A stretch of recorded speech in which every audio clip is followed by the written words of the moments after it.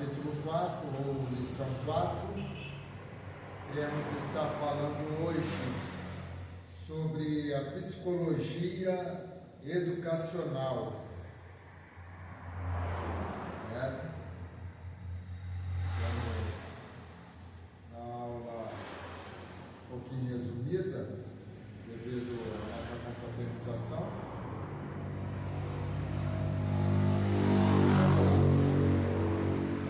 Psicologia, aí já vai marcar aí, tá? Psicologia, ciência que estuda a natureza ou personalidade humana. Então a psicologia é a ciência que estuda a natureza ou personalidade humana. Que nós também vamos ver aqui ao decorrer da aula o que é exatamente isso, tá? Tanto a natureza humana quanto a personalidade humana, tá bom? Ramos da psicologia: tem a psicologia aplicada ou a psicotécnica, né? Que é uma psicotécnica hoje, né? A disciplina que rege a aplicação dos nossos dados da psicologia nos problemas, né, humanos de modo geral, ou seja, é a sua atuação prática, né, diante das dificuldades, diante dos problemas, diante de tudo aquilo que surge para você fazer, ok? Da psicologia também educacional, que é aquela que você vai adquirindo, né, através do conhecimento. Nós vamos ver algumas ramificações dela também aqui nesta aula. Aí, para a gente entender a psicologia, a gente precisa, claro, entender o desenvolvimento humano. Como podemos aprender a alcançar a sabedoria além do conhecimento básico? Desde o primeiro momento de vida, o ser humano começa a aprender. Segundo alguns psicólogos, a criança começa a aprender e a ser influenciada quando ainda está no ventre materno, né? A criança herda a característica de seus pais, como aspecto de desenvolvimento físico, exemplo, cor dos olhos, cabelos, etc. Também herda aspectos de caráter, personalidade, como ser criativo, carinhoso e expressivo, né? Então isso tem a ver com o desenvolvimento humano, tá?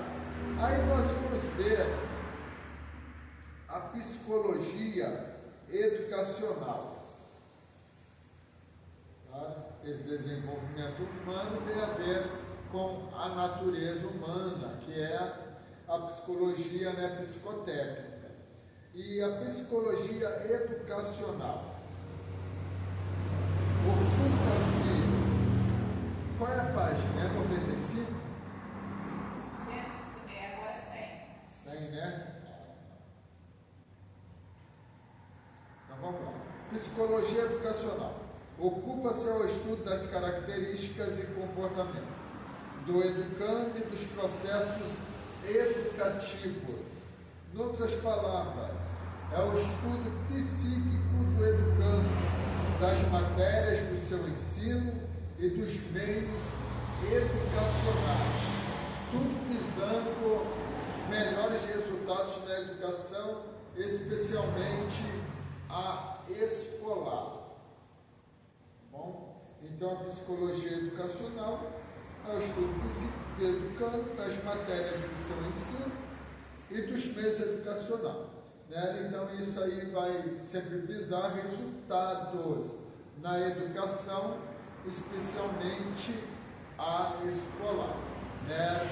Então nós vamos ver aqui o aluno. Para o professor é coisa indispensável conhecer não somente a sua matéria, mas também seu campo de aplicação, que é o aluno, tá? Então isso é muito importante na psicologia ou na educação cristã, o professor ele ter conhecimento da matéria né? Mas também ter conhecimento do aluno, para que ele possa aplicar a matéria de uma maneira bem colocada, né?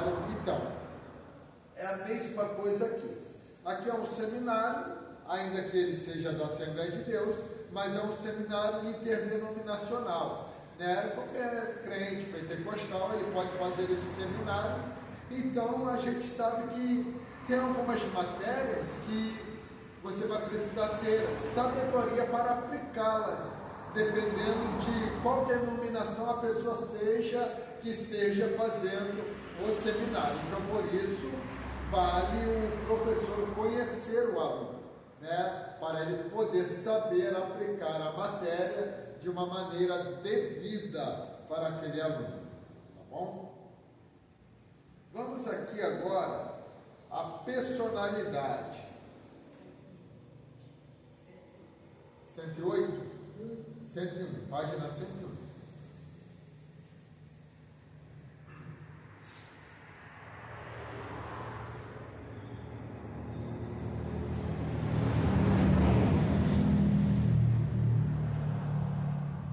A personalidade. Então vamos lá, aí vocês vão marcar. Personalidade é o conjunto de atributos e qualidades físicas, intelectuais e morais que caracterizam o indivíduo. Tá, marque até aí. Logo em seguida, outra marcação. Aí tem que fazer uma separação aí da melhor forma para entender que é duas respostas aí. Os principais elementos formadores da personalidade são a hereditariedade e o meio ambiente. Também é outra resposta do questionário. Tá? Então, o que é uma personalidade? É o conjunto de atributos e qualidades físicas, intelectuais e morais que caracterizam o indivíduo. Como o quê? Como uma pessoa. Lembra quando nós estudamos sobre Deus? Nós aprendemos que Deus é uma pessoa, o Espírito Santo é uma pessoa. Então a gente tem esse pleno conhecimento que Deus é uma pessoa. Por quê? O que caracteriza Deus como pessoa? Que atributo Deus tem como pessoa? E aí a gente vai ver que Deus fala, Deus se alegra, Deus se entristece, Deus tem ciúme. Então isso tudo caracteriza a personalidade, Pai Senhor, de Deus. Amém? Então vamos lá. Hereditariedade, né? Hereditariedade a gente já conhece muito bem, que é aquilo que nós herdamos, é aquilo que se herda de alguém. Então isso se chama hereditariedade. São os fatores herdados, isto é, a natureza humana transmitida pelos pais. Esses fatores hereditários nascem no indivíduo e afetam e agem no mesmo através do sistema nervoso, do sistema endócrino e dos demais órgãos internos. Esses fatores influem no psiquismo da pessoa, determinando o seu biotipo, isto é, sua constituição física, seu temperamento, e influindo no seu caráter. Eles passam de geração a geração e afetam o aprendizado de várias maneiras, tá? Então, existem comportamentos que eles são herdados. Aí talvez venha a pergunta: pastor, eu herdei um comportamento do meu pai, ou seja, agressivo, nervoso, né? Seja qual for, da minha mãe, tanto faz, né? Isso pode ser trabalhado, pode ser mudado? Pode, né? Desde que você entenda que esse é um comportamento, algo negativo na sua vida, ele pode ser mudado, trabalhado através do Espírito Santo de Deus nas nossas vidas, tá bom? Agora vamos lá, componentes da personalidade.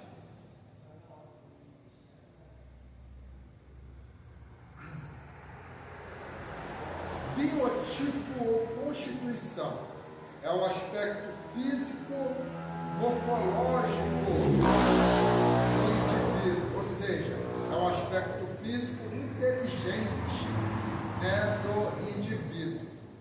Aí vem temperamento, você vai marcar temperamento.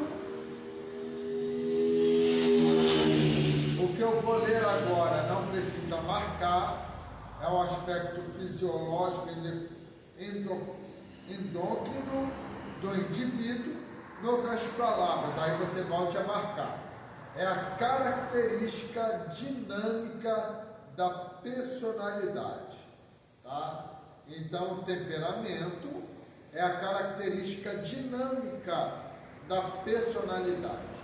Então, tem pessoas que têm um temperamento brando, passivo, né? Então, ele vai agir diante das circunstâncias passivamente, pacificamente, melhor dizendo, né?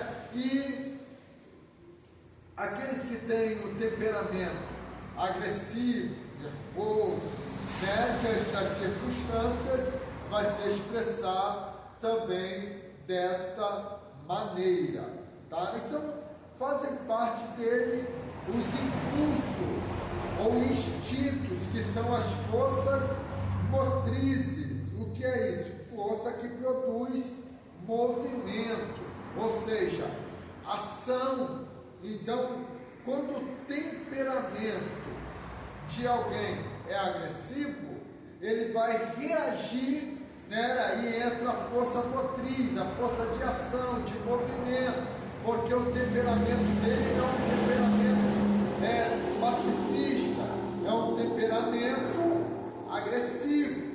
Então, diante das circunstâncias, o movimento, a ação é uma ação agressiva, tá? Então, isso a gente está falando um pouquinho de personalidade, porque, pastor, estamos estudando educação cristã e a gente precisa entender um pouco de psicologia. Sim, já viu, principalmente na igreja, você vai lidar, né?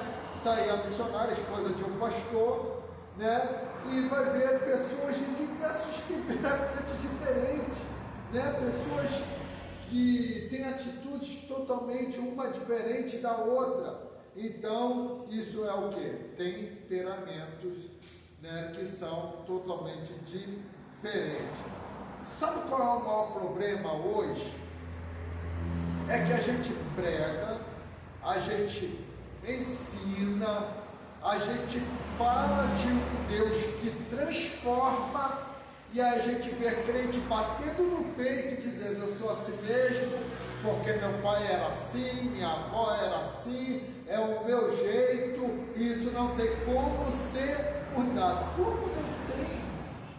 Né? Se o poder da palavra tem o poder de mudar a vida do mais vil pecador, né? Então tem. O problema é que a gente se acomoda com a nossa situação. A gente não quer sair da nossa zona de conforto para nos confrontar a nós mesmos para uma mudança de comportamento, né? Então isso é o que acontece muito dentro da igreja, né? A gente às vezes a gente vê pessoas citando muito Pedro. Não, eu sou igual Pedro, né? Falou, mas Pedro, igual Pedro, claro, legal. Antes de receber um revestimento de poder, de se converter verdadeiramente, Pedro era assim. Porque depois que ele se converte, Pedro se torna grande, né? No dia de Pentecostes ele está ali, as pessoas estão escarnecendo, e a gente até imagina que o pessoal ficou preocupado.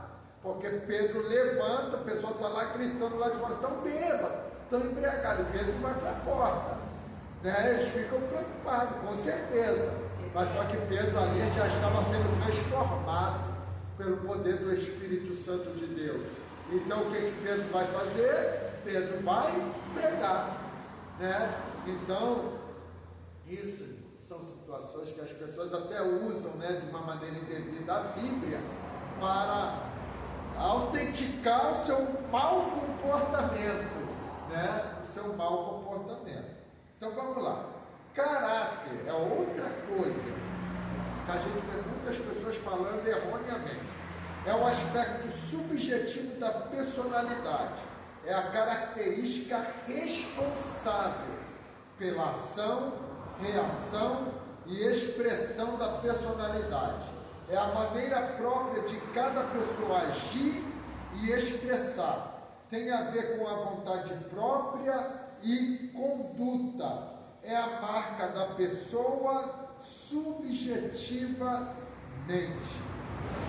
Quantas vezes você já ouviu pregadores, até famosos, já ouviu pregadores famosos falar que caráter Deus não muda.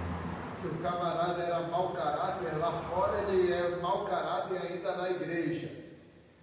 Errado.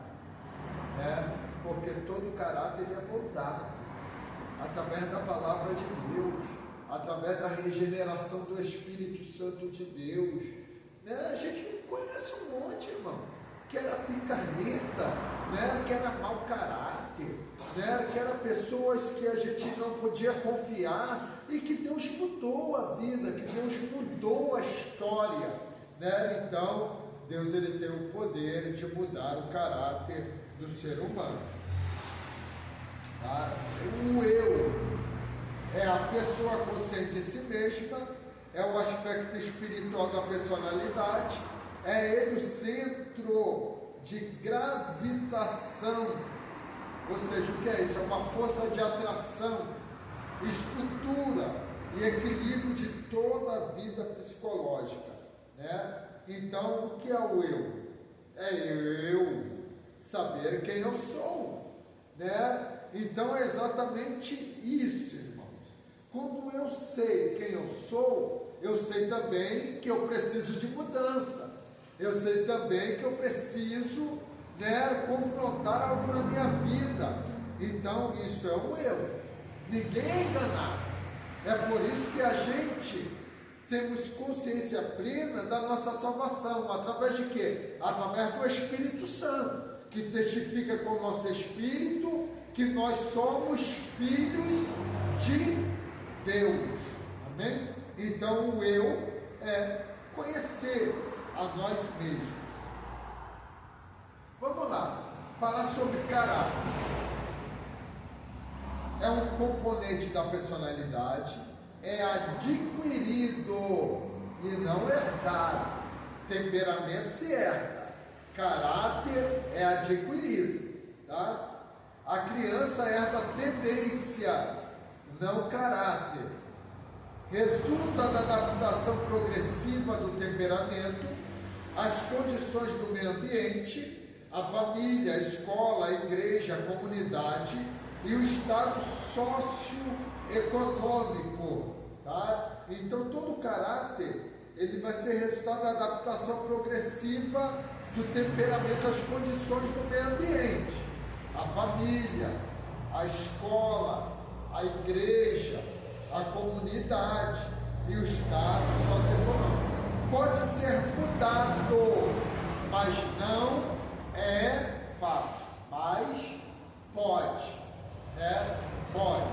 Existem pessoas que têm maus costumes, a gente costuma dizer também que é um mau caráter, e tem a ver, porque está incluso no caráter da pessoa. Quer ver? Eu conheci uma pessoa que ela tinha crente, tinha um costume de subtrair coisas de pessoas, e eram coisas banais, tipo assim, de abrir, às vezes, seu celular está ali, ela não subtrair seu celular, não. Ela abrir ali seu celular, tirar seu chip, tirar seu cartão de memória, né? E subtrair coisas fúteis, né? Então, tem pessoas que são assim, compulsivas. Se a sua caneta está aqui, ela subtrai, né? Então, tem pessoas que têm esses maus comportamentos. Eu conheci uma pessoa assim. É difícil ser moldada? É, porque não, é coisas que já vem com ela, talvez desde quando era criança, né? Que o pai não corrigiu, quando chegou com uma borracha em casa de um que não era dela, que chegou com um lápis, chegou com uma caneta, né? E não foi corrigido, e isso vai virando, né, um costume, né? E a tendência é se tornando uma coisa pior. Pode ser mudado? Pode, irmão, pelo poder da palavra de Deus. Agora vamos lá, temperamento. É um estado orgânico, neuropsíquico, é inato, é capaz de desenvolver-se, é influenciado pelo sistema nervoso, glândulas de secreção interna, hereditariedade e constituição física. Pode ser controlado. O Espírito Santo pode e quer controlar o temperamento do crente. Quer ver? Vamos ler na Bíblia. Romanos capítulo 8, verso 6. E depois o verso 13.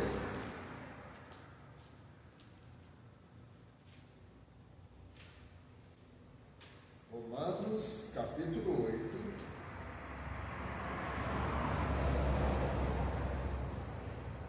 Verso 6. Quem encontrar pode ler, por favor.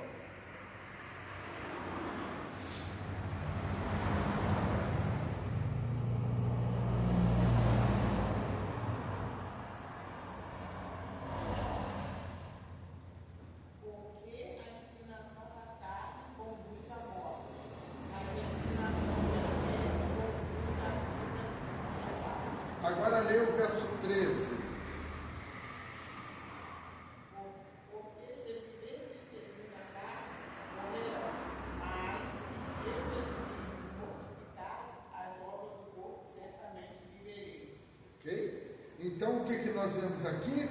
Que todo temperamento ele pode ser controlado através de quem? Do Espírito Santo de Deus.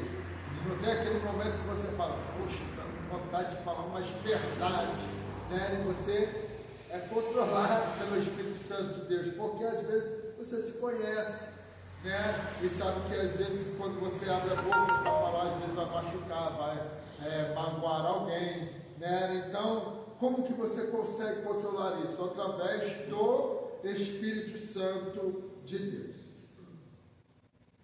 Temperamento não pode ser mudado, mas pode ser controlado, tá?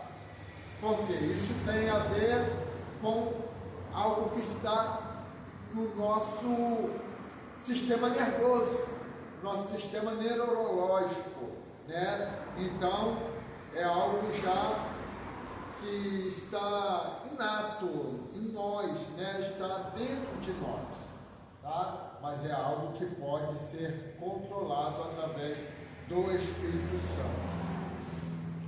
Vamos lá, continuar aqui.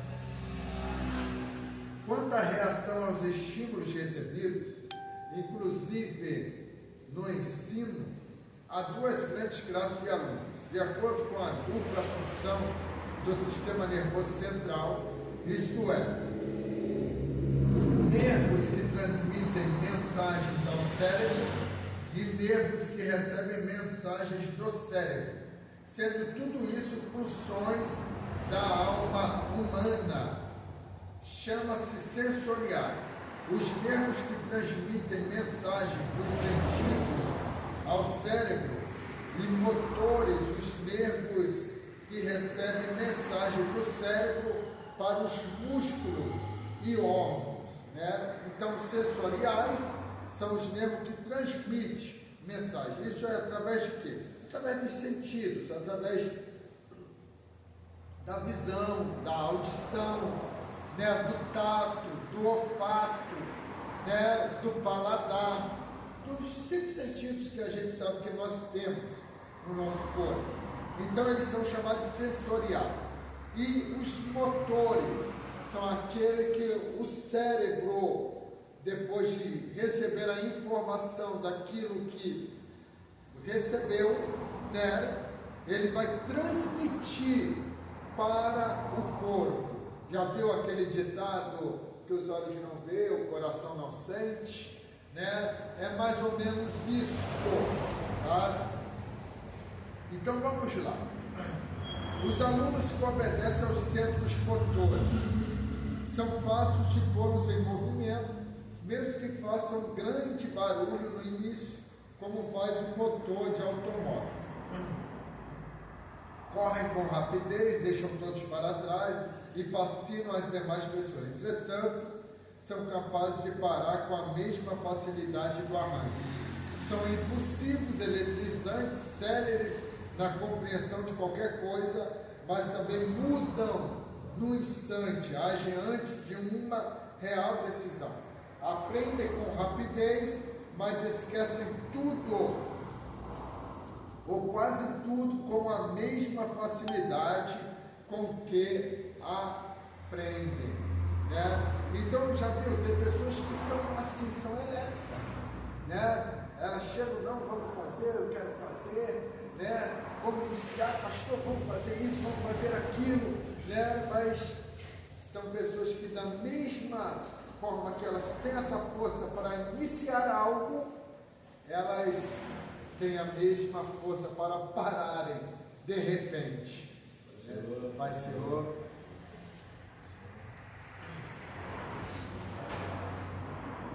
Então vamos lá, aí vocês vão marcar agora. Alunos que obedecem aos centros sensoriais são sossegados, meditativos e observadores. Qual é a página? 104. 104. Okay? Alunos que obedecem aos centros sensoriais são sossegados, meditativos e observadores. Bem? Aí o meio ambiente é o meio que o indivíduo vive e foi criado, é um poderoso fator influente na personalidade. O meio ambiente abrange o lar, a família, a comunidade, o trabalho, a escola e a igreja, né, a religião. Né, a literatura, boa ou má, construtiva ou destrutiva, o estado social, saúde física, economia, alimentação, higiene, emprego ou ocupação, né, todas essas coisas. Isso é o meio ambiente que também influencia, tá, no temperamento. Uma criança que vive no lar em que os pais só brigam, o temperamento daquela criança não vai ser um temperamento bom, né? Então, tudo isso pode ser influenciado na personalidade de um indivíduo. O lar, a escola, né? O trabalho, até a igreja,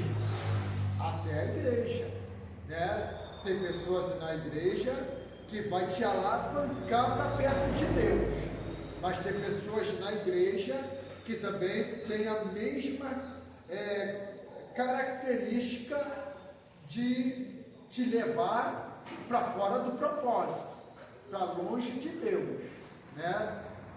Olho grande é esse,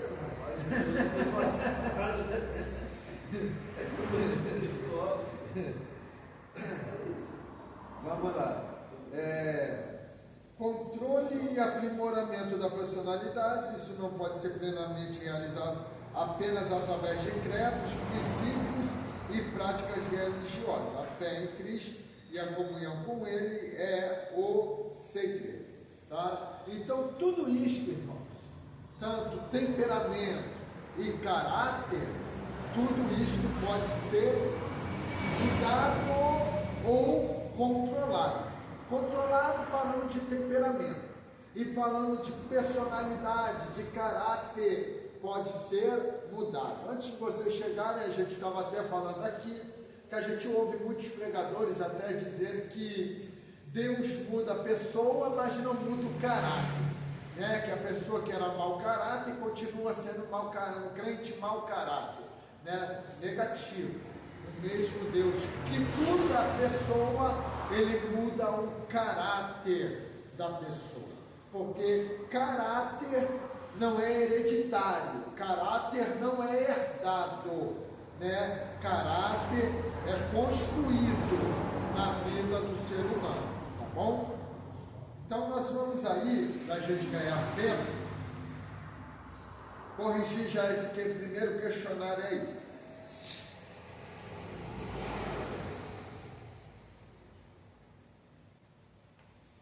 Questão de número 1. Ciência que estuda a natureza ou personalidade? Obler Mancar. Psicologia. B.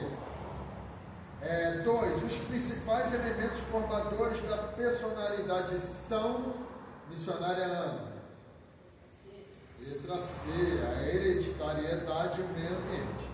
A número 3 é da prova. Os alunos que obedecem aos centros sensoriais, responda para nós, Diácono Alexandre.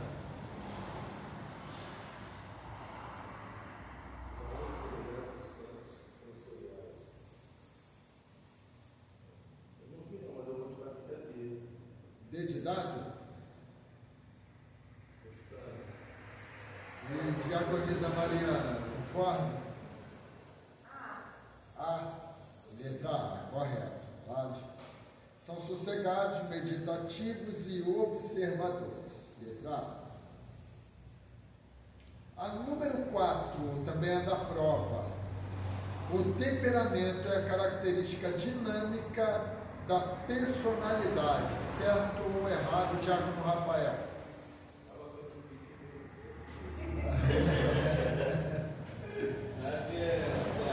Certo, já está certo. Isso aí, está certo.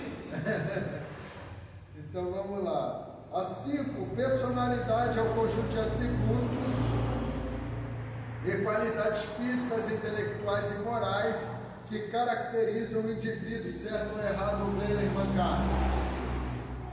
Certo, irmãos.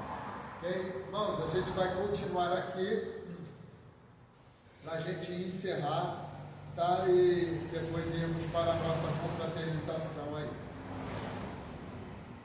Deixa eu só...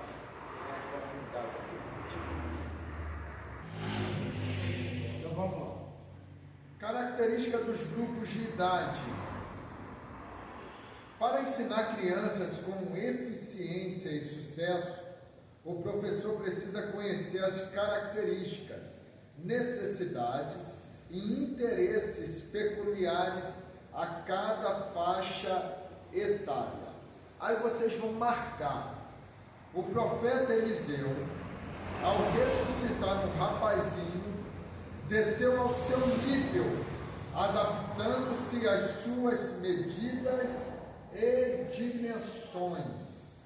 Vamos marcar aí.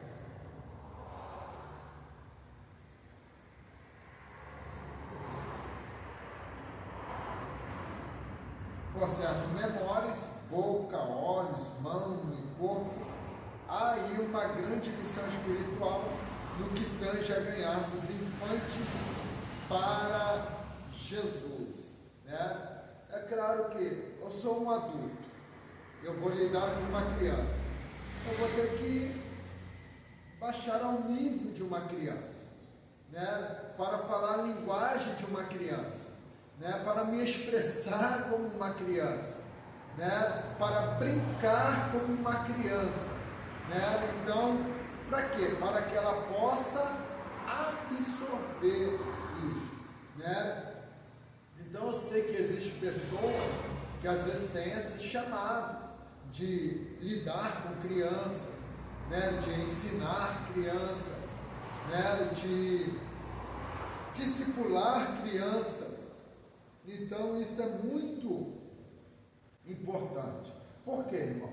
Estamos vivendo dias, né, que duas faixas, nós podemos dizer, porque a gente nem abrange todas as faixas etárias que nós vamos ver aqui, a gente temos mais nas nossas igrejas, né, crianças, adolescentes, né, ou jovens só, né, e adulto, né, é o que nós temos na igreja.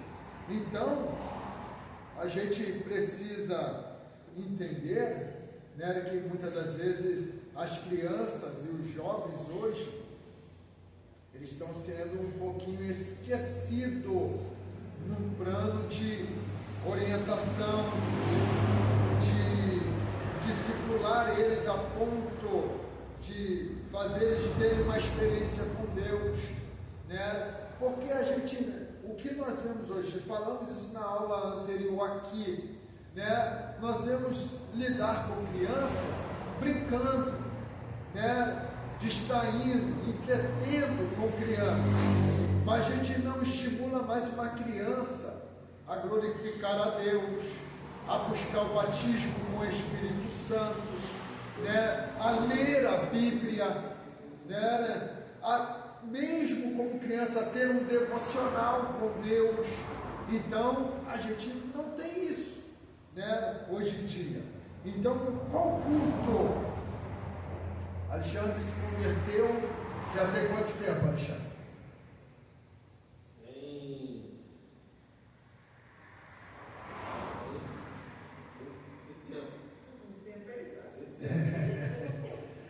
Mas tem menos de 10 anos, né?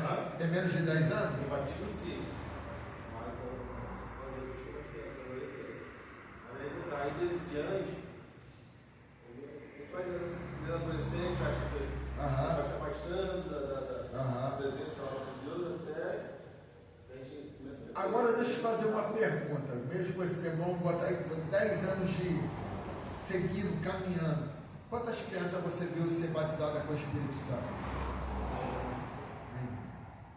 10 anos. Estão entendendo o que eu estou falando?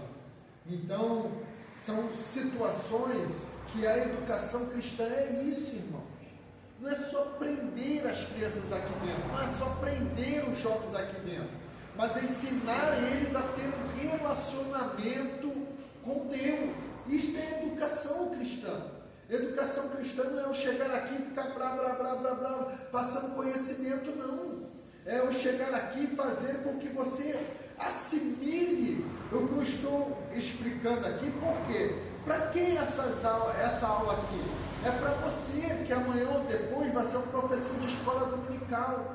Para você que amanhã ou depois vai estar à frente de um grupo de jovens, de crianças, para ensinar eles a ter um relacionamento com Deus. Se vocês chegarem ao final desse seminário e vocês disserem, pastor, eu conheci muito, e eu ver que vocês perderam muita espiritualidade, eu vou rever o meu conceito, porque esse não é o propósito.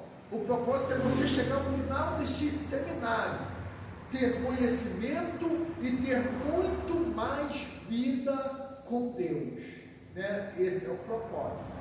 Amém? Mas aí que vai toda a aula, nós teologia. Você falou, qual o propósito do estudo do pai? Profeta, sociedade e lei. Cabe a nós, pais, em casa, já ensinar nossos filhos. Hoje, mesmo que a gente empurra muitos pais para isso, essa obrigação do pai desde ensinar. Fica na salinha lá com a irmã, aí fica lá, não tem irmã mais dedicada, às vezes passa um questionáriozinho bíblico, mas a maioria das vezes, as crianças, dá um papelzinho para rabiscar para cá e passa esse conhecimento básico, assim, para a criança entender. Daí em casa, minha esposa, ela pega muito nas questões sobre isso. Um desenho bíblico, uma explicaçãozinha básica. Minha filha de 4 anos, eu brigando com ela outro dia, né? Aí eu falei uma mentira para ela assim, né? Pai, o mexendo com mentira do diabo. Você pode usar o propósito. Já conhecimento que dá certo e errado diante das coisas de Deus. Então cabe a nós em casa, esse papel, mais ainda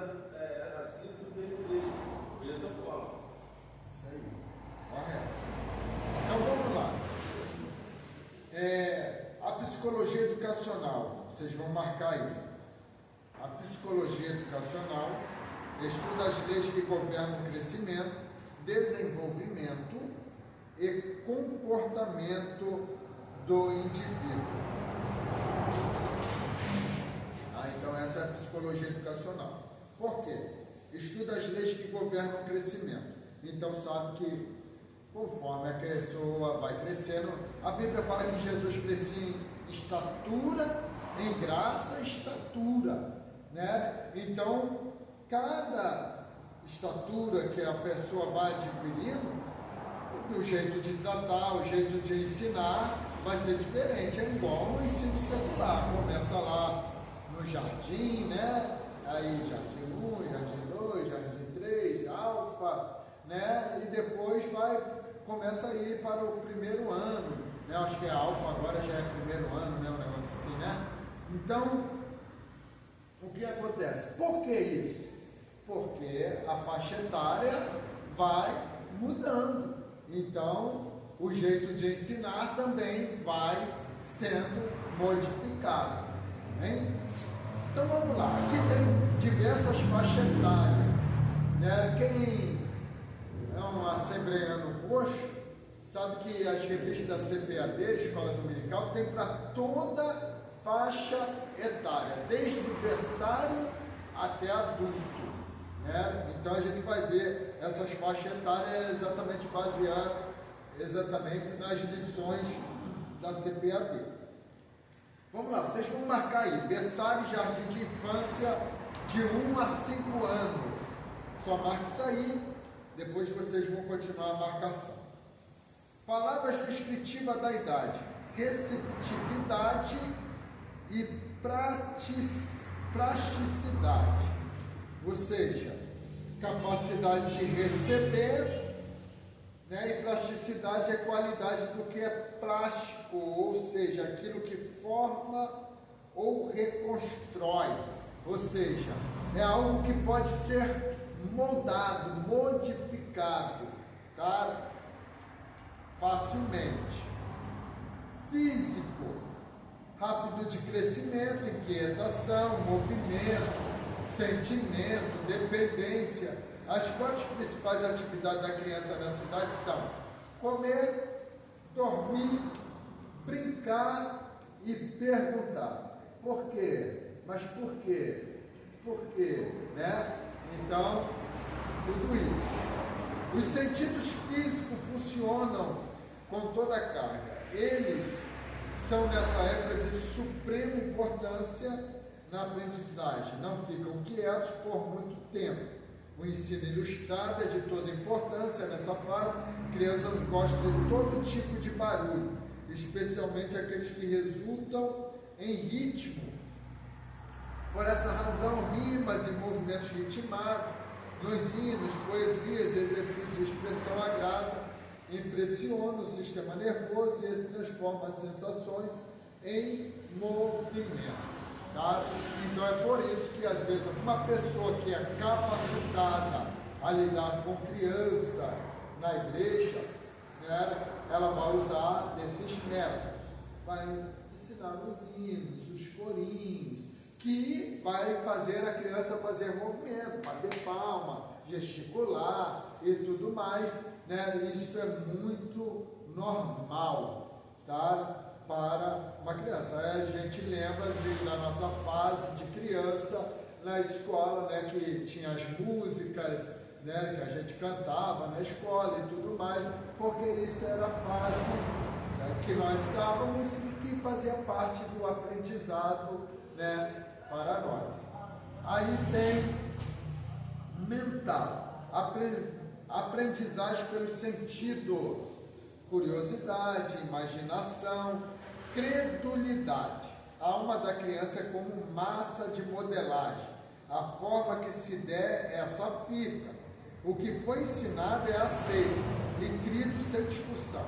O que não se dá com jovens e adultos, que tendo a faculdade da razão em pleno funcionamento, concordam ou discordam, conforme seu senso de valores, julgamento e conhecimento.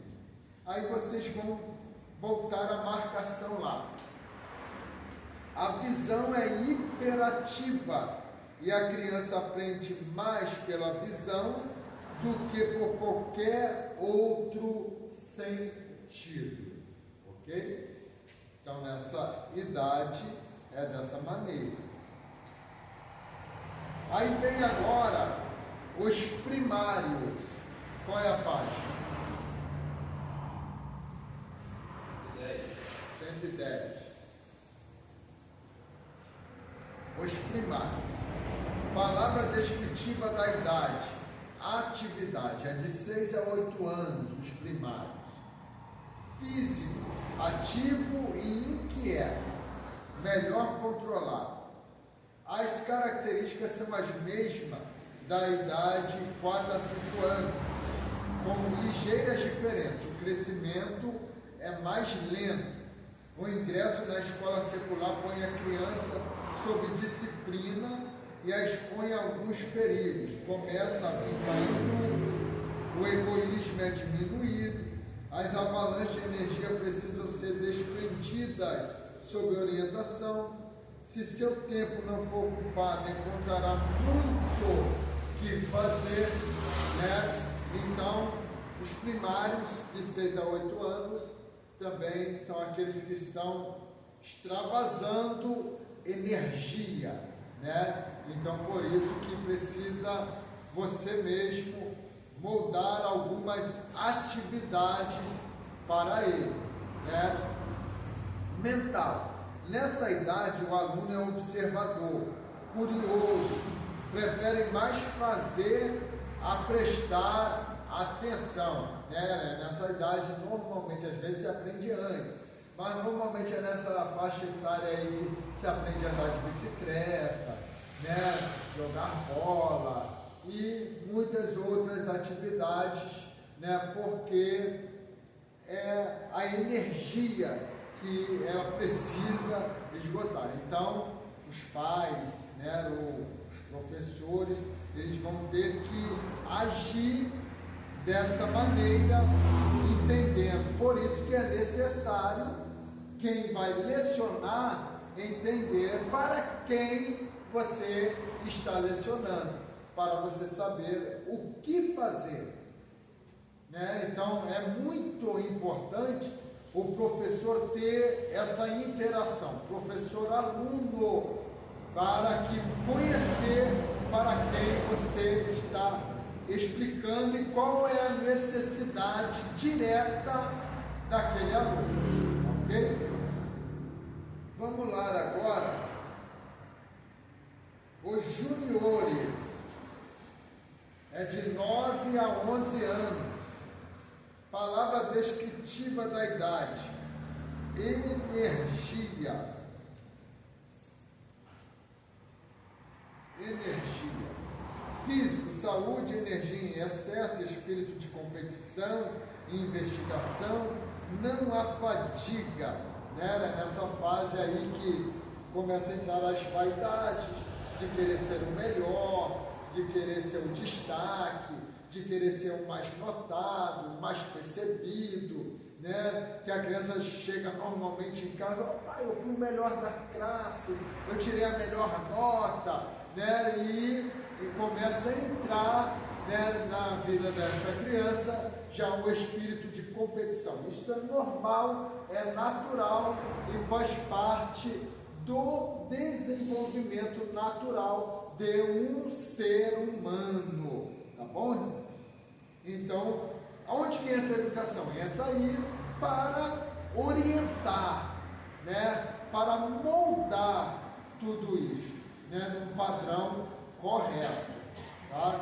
Lembrando, quando a gente está falando aqui de educação, a gente precisa sempre lembrar e focar que nós estamos estudando educação cristã, tá bom? Vamos lá. Agora, espiritual, aqui ainda juniores. Sendo crente nessa idade, a criança gosta muito de adorar a Deus. Ama Jesus como Salvador, amigo e herói. é a época da plasticidade espiritual. Características e fatos comuns a todas as crianças. Primeira, segunda e terceira infância, 1 a 11 anos. Todas têm almas imortais e provavelmente terão uma longa vida à sua frente. Todas são pecadoras e precisam ser salvas. Todas têm disposição para aprender algo, querem sempre ser boazinhas, a menos que estejam desvirtuadas pelos adultos. Correspondem ao carinho, gostam de histórias, sejam orais, ilustradas ou visualizadas. Amam o canto e gostam de recitar e representar. Gostam de dinamismo, movimento, especialmente ritmado. O descanso para elas é um castigo, né? Fala para uma criança na cidade, vai dormir um pouquinho de tarde. Não rola para ela, né? Porque ela quer brincar. Ela já chega da escola já pensando em brincar, né? Então, ainda que hoje, né, a gente perdeu muito disso, né, por causa da tecnologia, por causa, né, do sedentarismo que existe hoje em dia, né, isso por causa das inovações tecnológicas, e elas são muitas e vão avançando cada vez mais, né? Você compra um celular hoje, lançamento, mês que vem já lançaram mais 10, né?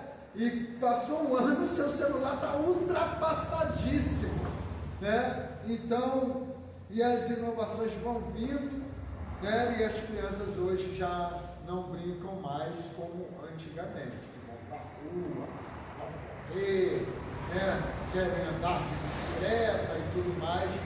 Não é mais assim, a gente sabe exatamente disso, né? Então, a gente vê até pelo tempo de pipa, né? Tempo de pipa. Quando chegava o tempo de pipa, a gente quase não via o céu, né? Só via pipa. E hoje em dia nem é mais assim, nem é tanto mais assim, né? Então a gente está se perdendo muito disso. Eu achei que que se esconde, Estava cheio, verdade. Então vamos lá. Reflexões sobre o lar, a criança e a igreja. Apesar da realidade de Cristo ter sido mais mestre do que pregador, e da igreja primitiva considerar a instrução bíblica uma sequência da pregação, só há pouco tempo é que as escolas bíblicas incluíram em seus cursos matérias de educação cristã. É lamentável notar tanta ênfase dada à preparação de pregadores e quase nenhuma ao preparo de ensinadores, né? E é claro, é uma realidade até nos nossos dias, né? É uma coisa que é difícil a gente encontrar pessoas que querem se dedicar a ensinar a palavra de Deus, a ser um professor de escola bíblica dominical, né? A lecionar de alguma forma. Irmãos, o vento está atrapalhando, não está? Não? Está gripado? Oi? Não tem como eu sair daqui da frente do vento, também está calor. Ah, tá calor, então tá bom. Então, o que acontece? Hoje em dia está muito precário a questão de educadores cristãos, né? Todo mundo quer ser pregador, mas quase ninguém quer ser ensinado. Cursos como esse que nós temos aqui, tinha em diversas igrejas, hoje são poucas. Por quê? Porque hoje em dia, ninguém quer esquecer que ensinar a educação cristã não é uma profissão, não é. É uma ordenança de Jesus Cristo. Ide, ensinai, batizando em nome do Pai, do Filho e do Espírito Santo de Deus. Então, tanto pregar como ensinar é uma ordenança de Jesus Cristo. Só que as pessoas não querem. Se eu chamar alguém aqui, não poderia lá ajudar a dar aula lá no seminário, ele vai me propor um monte de coisa, né, para vir lecionar aqui, porque ele entende, não, eu estudei, eu fiz o médio, eu fiz o bacharel, né, então eu preciso ganhar para isso, né, então hoje em dia existe isso, então é o que Jesus falou, né, aquele que ganhou o seu galardão aqui na terra, está perdendo lá no céu, né, então vai ter muitos assim, pessoas boas, grandes mestres, grandes ensinadores, mas que estão perdendo o seu galardão lá no Vai céu. ter muita surpresa, né? Olha esse último evento de TV cristão do Evangelho, estão premiando o melhor jogador do ano, o melhor cantor do ano. Está tendo reconhecimento. É isso aí. Então, você, se quer que você venha aqui, só é perdido. Verdade. Então vamos lá. As igrejas em geral sustentam seus pastores para cuidarem do rebanho, da evangelização e da administração do trabalho. Mas não se sabe de igreja sustentando obreiros, cujo ministério seja principalmente o do ensino da palavra, de tempo integral, local ou itinerante, conforme 1 Coríntios 12, 28, Efésios 4, 11 e 12, né? Então isso é interessante o que aqui colocou, por quê? Porque isso também pode partir da igreja. Pode. Porque se uma igreja tem a condição de, vamos supor, eu vou fazer um obreiro aqui, um grande educador, você vai ser responsável de lecionar, né, de formar obreiros, né? E a igreja vai assalariar ele. É outra coisa dele cobrar, né? A igreja se dispôs a abençoar o ministério dele. É outra situação, né? Poxa, é claro, Deus um dia me dá condições de ter uma mega igreja, que a renda vai ser maravilhosa. Não, eu vou ter na minha igreja uma secretária de tempo integral, né, que vai ganhar o seu salário, porque é necessário. Uma vez eu lembro, eu era presidente de jovens, e foi em 92, eu acho, 93, a gente queria trazer Gesiel Gomes para pregar na confraternização de jovens. A gente foi lá, ele ainda era pastor na Ilha do Governador, a gente foi lá com um ano de antecedência e não conseguimos agendar ele. E chegamos lá, uma secretaria funcionando no horário comercial, de 8 até às 17 horas, né? E nos dias de culto, horário de culto, funcionando normalmente, né? Então isso é muito importante, né? Uma igreja grande, que as pessoas, né, vão precisar ter acesso, porque a igreja pequena é o secretário que vai até as pessoas, né? E aí, tem sua carteira de membro? Você já venceu? Não? Né? Mas uma igreja grande não tem como, é você que vai ter que ir ao secretário, né, para reivindicar alguma coisa, né? Dizer, minha credencial venceu, né? E vai lá pedir uma outra credencial e tudo mais. E isso é muito ótimo, né? Porque precisa se ter, né? São cargos da diretoria da igreja, tesouraria, né? Secretaria, são cargos importantíssimos, que não é qualquer pessoa que podem assumir esse cargo. Porque tem pessoa que pensa que secretaria é só aquela que faz aqui o anúncio e que vai ali pegar nome dos visitantes. Não, isso aí na verdade nem é secretário, isso se dá outro nome, é relações públicas, né? Que é aquela pessoa que vai ficar responsável pelos visitantes, pelos anúncios da igreja e tudo mais. A secretaria age na área burocrática da igreja. A gente vai aprender aí, né, nesse próximo livrinho aí que a gente vai estudar, que é ótimo, excelente, é um dos melhores deste curso, que é Administração e Liderança, tá bom? Então vamos lá. Uma nação nada mais é do que o conjunto de muitos lares. Aí vocês vão marcar. A fraqueza de uma nação não começa na escola, no trabalho, nem na política, mas no lar.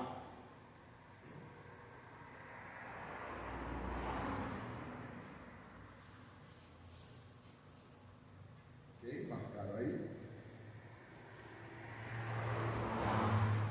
Agora nós vamos aí para os intermediários.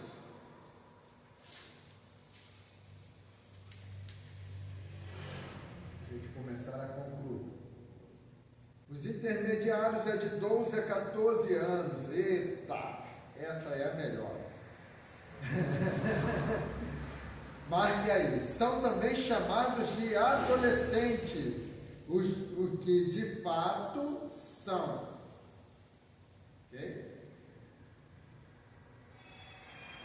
Adolescente deriva do latim adolesso, igual crescer, desenvolver-se para a idade varonil.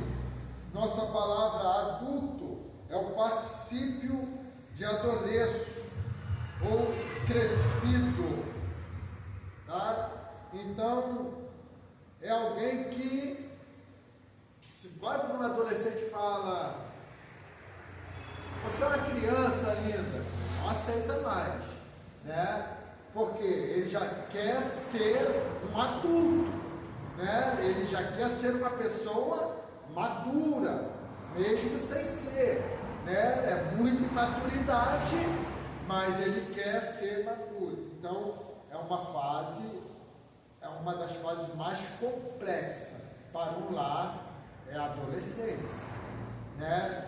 É só a gente lembrar da nossa, né? É só a gente lembrar da nossa. Então, e a gente vai entender que essa fase, ela os hormônios estão aflorados, né? Então, é um momento da puberdade, é um momento do descobrimento, é um momento que qual é a palavra da criança, né? Eles gostam de chamar de criança, do adolescente nesta fase. Quando eu fizer 18 anos, é a palavra que não sai da boca dele, né? Quando eu fizer 18 anos, né? Então, aí faz 18, está na casa dos pais, faz 20, está na casa dos pais, né? Aí dá vontade de lembrar: ué, quando você falou que fizesse 18 anos? Né? Então, oi? O pai dizendo que quer voltar para os 12. Quer voltar, é verdade. Aí vai embora. Então, físico, crescimento rápido, outra vez, mudanças profundas, físicas e mentais, isto devido à ação de certas glândulas até então inativas, mas agora em obediência às leis do Criador, são ativadas e respondem pela transformação física e psíquica da criança. Há agora muito vigor e muita atividade, o coração do adolescente cresce e palpita com mais rapidez, o que dá ao menino energia, tornando barulhento, né? Então é uma fase muito complexa, né? É onde muitos pais, eles perdem os seus filhos quando chegam à adolescência, porque é um momento que você vai precisar ter muito diálogo, muita paciência e dedicar muita atenção ao seu filho, né? Por quê? Oi? Foi uma experiência, né? A gente sendo pastor, a gente ficava pastoreando, né? Realmente é uma fase muito difícil que a gente tem se deparado, pais e até de pastores. E não ter os seus filhos quando chegam nessa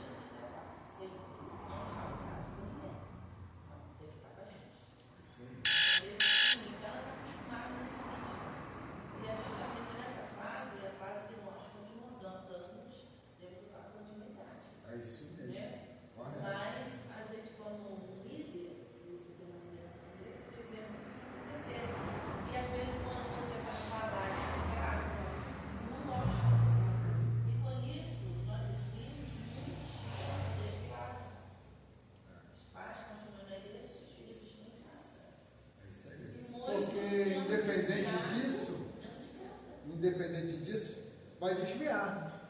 Né? Ainda que, vamos supor que ele use o critério, não, desviei porque fui forçado. Né? E se ele não for levado, vai desviar do mesmo jeito. Né? Então, isso aí é bem colocado, né, missionária Ana, porque hoje em dia é a fase mais difícil. Porque na escola, se tiver numa sala de aula 10% crente, é muito. Né? Então a convivência é mais, né, de pessoas não crentes, que os pais às vezes não têm uma boa conduta, palavrões, né, coisas obscenas, né, e um monte de coisas. Mas também, pastor, às vezes, na presença dos pais ele se informa de uma forma, e lá fora ele é outra pessoa. Já vi Às muitos vezes, assim. diante do pai, eles querem botar foto de cristão, de repente, lá fora está fazendo tudo ao contrário. Eu falo isso porque lá onde eu moro tem muitos pastores de presbítero, e dentro da igreja é uma bênção. Você vai lá fora, é pior do que todo mundo. Como o pastor estava falando aqui, lembrando das aulas passadas, do passado, como o pastor falou, que é até mais difícil de falar do que a disciplina. E o sistema de hoje que nós vivemos, infelizmente, o sistema demoníaco que nós vivemos hoje, ele luta e confessa aos nossos filhos coisas que eles pegam a curiosidade. Mas nós estamos falando aqui, que em casa pode ser a coisa na rua. Por quê? Porque, infelizmente, o ciclo social da escola, eles frequentam onde não tem família cristã, eles veem o comportamento de outros, eles veem como outros agem, aí eles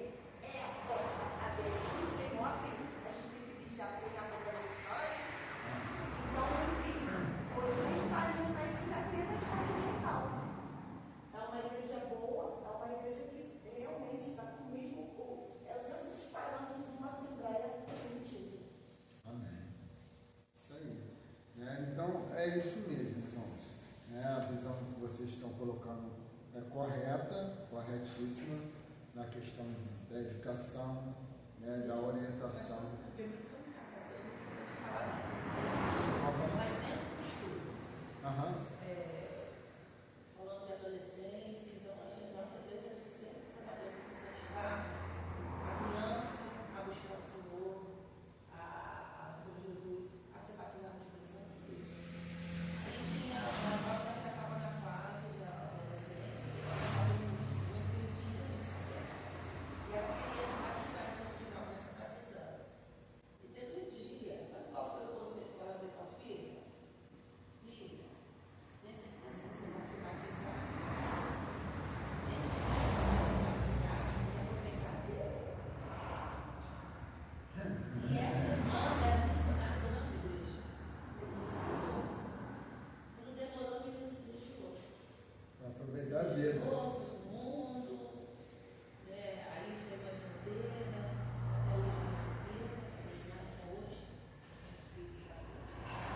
Ela nem deixou o diabo botar dúvida, ela Na própria igreja,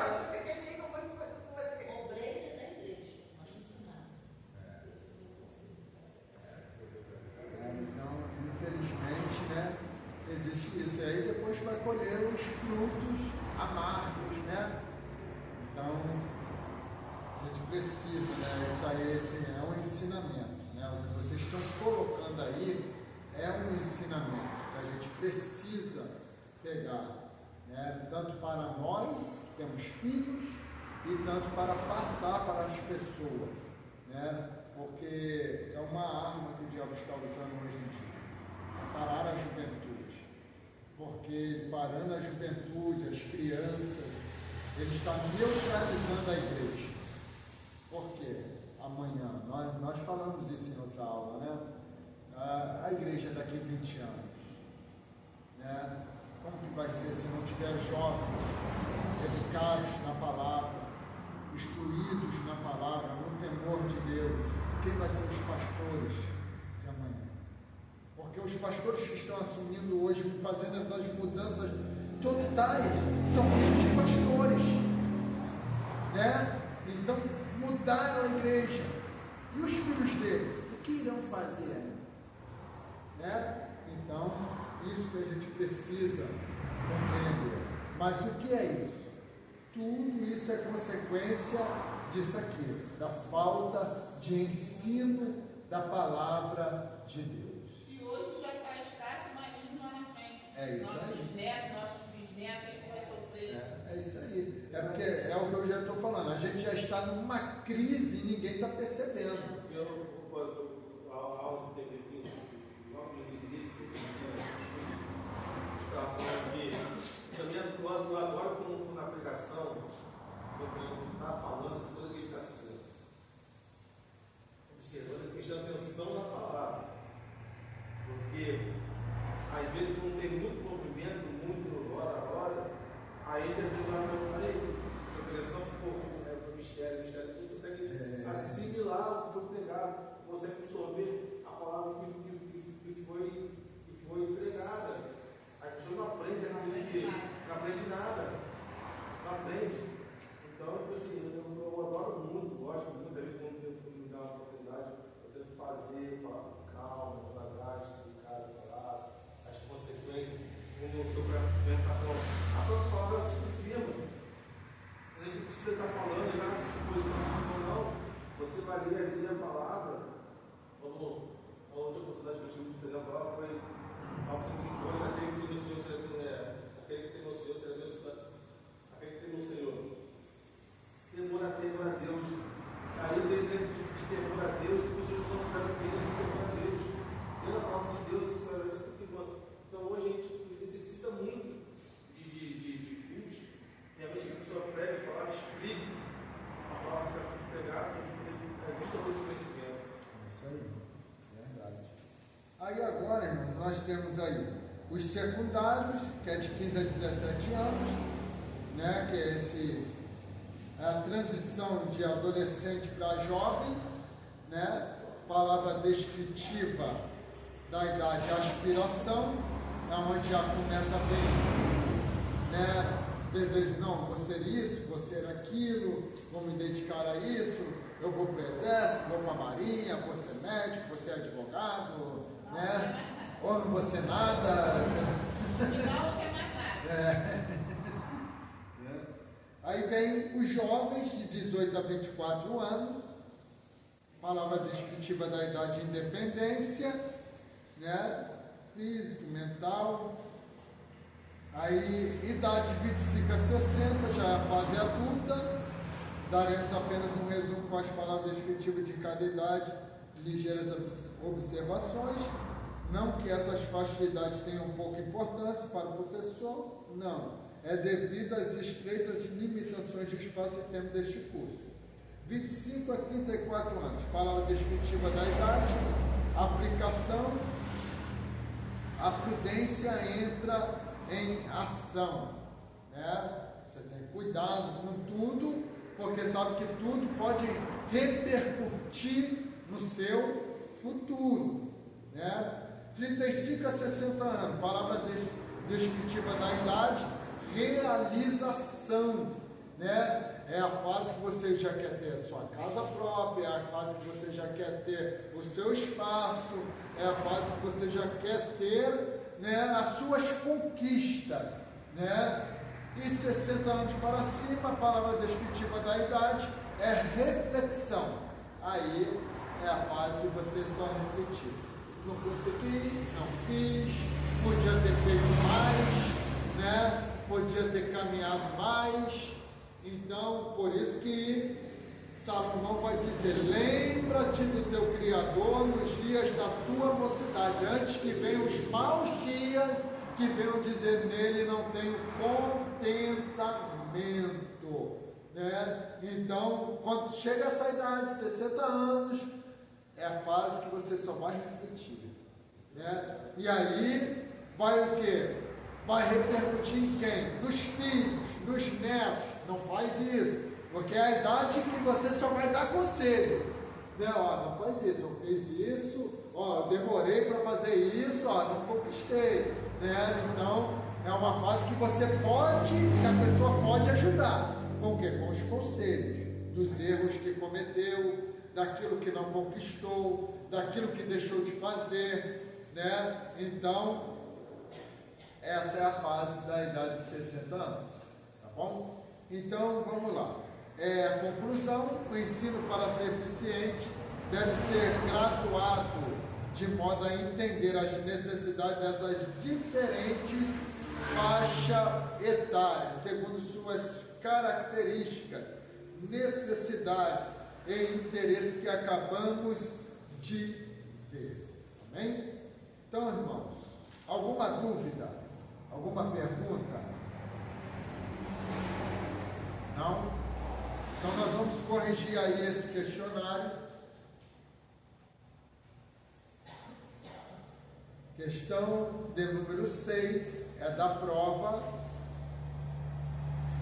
Estuda as leis que governam o crescimento, desenvolvimento e comportamento do indivíduo. Responda para nós, missionária Ana. Letra B, a psicologia educacional. 7, a respeito dos primários, 6 a 8 anos, é incerto afirmar que, Diácono Alexandre?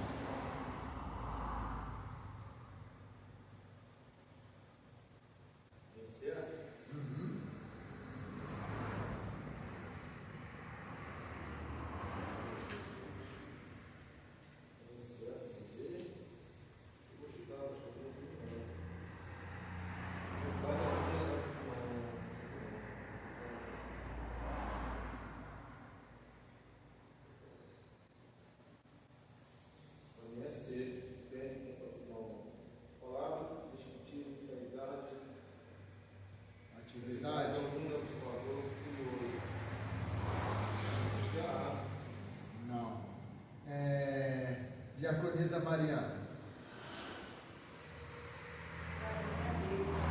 B de bola? O que diz na B?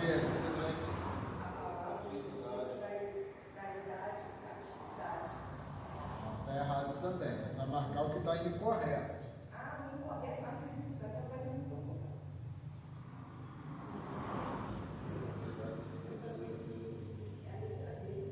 D de dado, isso aí. Por que é a D de dado? Porque a visão é hiperativa e a criança aprende mais pela visão do que por qualquer outro sentido. Não é essa faixa etária de primários, é do berçário, tá?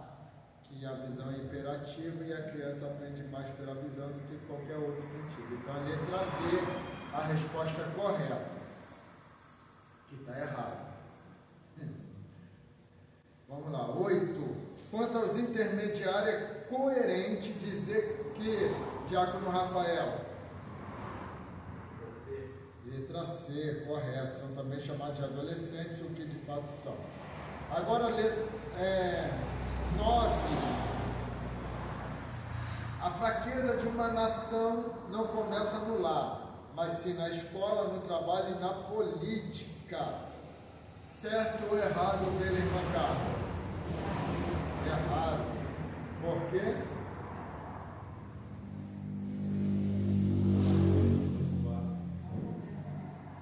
Porque ela não começa em todos esses outros, mas começa no lar.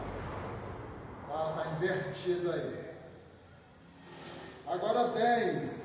O profeta Elias, ao ressuscitar o rapazinho, desceu ao seu nível, adaptando-se às suas medidas e dimensões. Missionária Ana, certo ou errado? Certo. Viu? Caiu na pegadinha. Não. Perdão? Diácono Alexandre. Tá certo? Tá certo? Viu? Caiu na pegadinha também. Eliseu.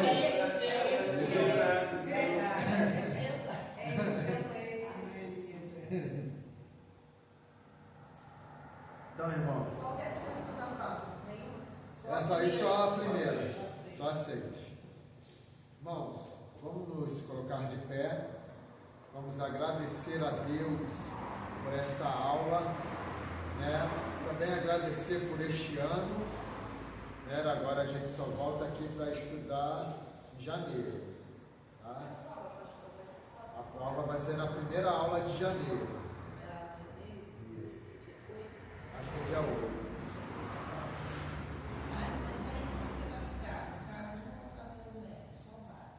Você vai fazer o básico? Então, aí a senhora ainda vai estudar o próximo livro. Aí a senhora vai dar só uma pausa de 1 mês para o livro do médico e volta normal. Entendeu? No caso, fevereiro, né, para ela? No caso, acho que é fevereiro, que a gente vai entrar em administração e liderança. Tá bom? Então vamos nos colocar de pé. Vamos agradecer ao Senhor por esta aula. Eu vou pedir à missionária Ana para fazer essa oração pelo término. Bom, depois a gente vai impetrar a bênção apostólica e a gente vai ali nos confraternizar. Pode orar. Senhor, meu Deus, Pai Celestial, nós queremos levar Deus.